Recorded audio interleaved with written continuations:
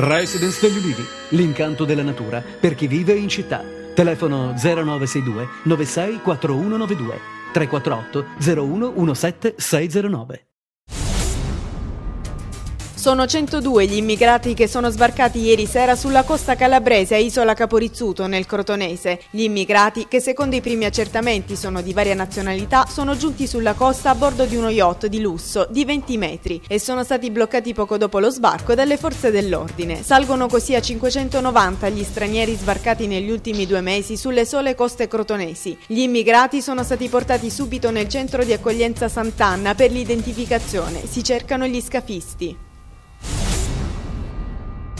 La squadra mobile di Reggio Calabria ha arrestato nel fine settimana il boss Francesco Zindato, 33 anni, capo dell'omonima cosca dell''Ndrangheta, ricercato dalla polizia dopo che si era sottratto all'arresto il 29 ottobre scorso nell'ambito dell'operazione Alta Tensione, che aveva portato alla cattura di 33 affiliati all''Ndrangheta accusati di aver gestito un giro di estorsioni ai danni di imprenditori e commercianti. È durata appena 8 giorni la sua latitanza. Zindato è l'unico degli indagati che deve rispondere anche dell'omicidio di Giuseppe Lauteta. In manette anche Giovanni Pratesi, 38 anni, con l'accusa di favoreggiamento personale aggravato da motivi di mafia.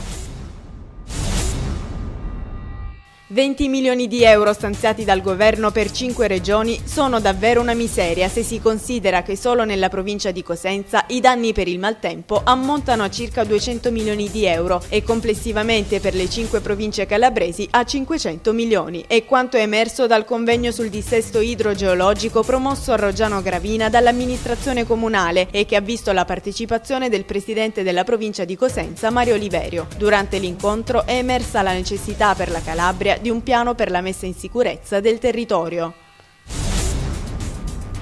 La Calabria è seconda dietro solo alla Sicilia per le frodi agricole con i fondi comunitari. A sancirlo la relazione della Corte dei Conti per gli anni dal 2003 al 2009. Complessivamente sono stati registrati 126 illeciti nell'ambito del programma FEOGA, che riguarda investimenti finanziati con i fondi dell'Unione Europea. In questi 6 anni l'importo complessivo di fondi indebitamente percepiti è di oltre 30 milioni di euro. La Corte sottolinea come le azioni cautelari contro questi illeciti hanno trovato scarsa applicazione.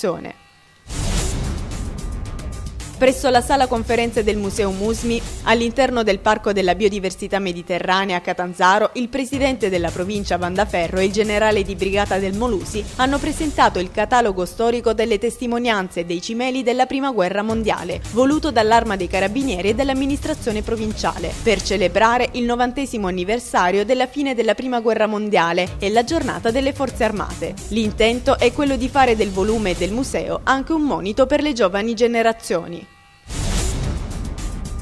Con una messa solenne in onore dei caduti di tutte le guerre, nella chiesa di San Giorgio è stata celebrata a Reggio Calabria la festa dell'Unità Nazionale e della Giornata delle Forze Armate. Vi hanno preso parte il prefetto Luigi Varratta e le massime autorità civili, militari e religiose della provincia. A seguire la cerimonia commemorativa presso il monumento con la deposizione di una corona di alloro. Il programma ha previsto una serie di manifestazioni celebrative in vari punti della città.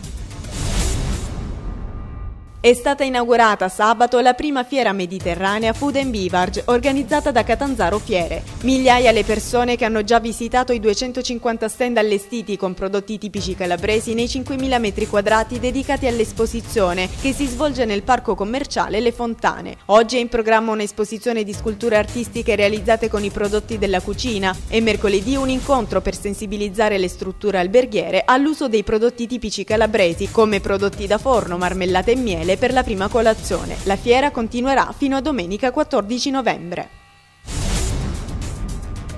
2 vittorie, 2 pareggi e 2 sconfitte per le nostre squadre calabresi. Nel campionato cadetto la Regina regola di misura al Granillo il Portogruaro grazie a Missiroli e allo scadere. Battuta d'arresto invece per il Crotone che cede in casa al Pescara, rete decisiva di Bonanni nella ripresa. Domani Amaranto e Rossoblu di nuovo in campo per il 14° turno. In prima divisione il Cosenza ciuffa il pari al San Vito contro il Lanciano all'80° con Biancolino. In seconda continua a perdere il Catanzaro 2-0 al Ceravolo contro il Milazzo, mentre la Vigore espugna 3-2 il campo dell'Isola Liri e la Vibonese pareggia 2-2 contro la capolista Latina.